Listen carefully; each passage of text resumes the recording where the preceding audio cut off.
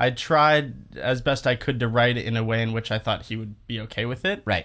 So I sent it to him with his name and with the organization in it and everything. And he basically said, I really support your endeavors. I think you make a lot of strong points, but unfortunately, some of the quotes you attribute to me, they can't be attributed to me. And if you plan on pursuing and publishing this in its current form, we're going to have to consider all the options we have, which was just very ambiguous and it came across as threatening. And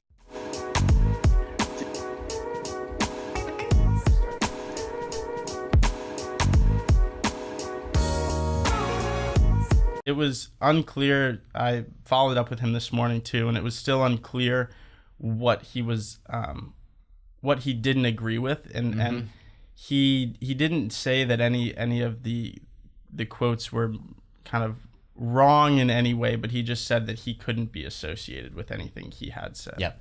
I mean, your book in general is a little controversial because like you're sort of skirting the edge of like real estate and climate change, and like, real estate's maybe a little more of a conservative world and climate change is a little more of like a liberal issue to some degree. How are you feeling like now, a couple days later? Do you feel like a little better about how you attack this? Because I mean, it is interesting, right? It's sort of, I think the funniest part about it is I'm sure in almost no other class project or thing you've done are you actually worried about someone taking legal action, whatever that may be, against you. So how do you feel now, 48 hours removed from that with maybe a little more context? I mean, I think you definitely have to look at the broader picture, and this is kind of a class and a project we've undertaken that will hopefully create a name for myself outside of the academic world, and that's its purpose. But kind of with that comes attention and possibly unwanted attention, and people might disagree with what you have to say, and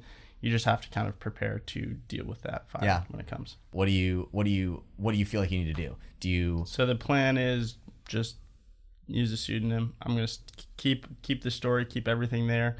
I think in a way, I'm kind of fearful I'll lose credibility in my book because I won't have.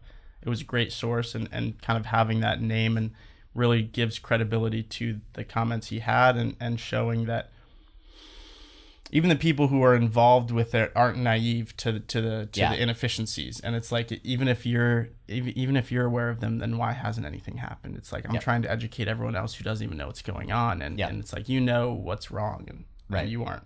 There's any way to sort of make a reference to like the types of people you spoke to? And you don't even have to like, could you name several organizations like this one? I think it would be tough because there's only one chapter in my book that is unique like that focuses on so narrow of a topic. And then everything else kind of falls into a different category.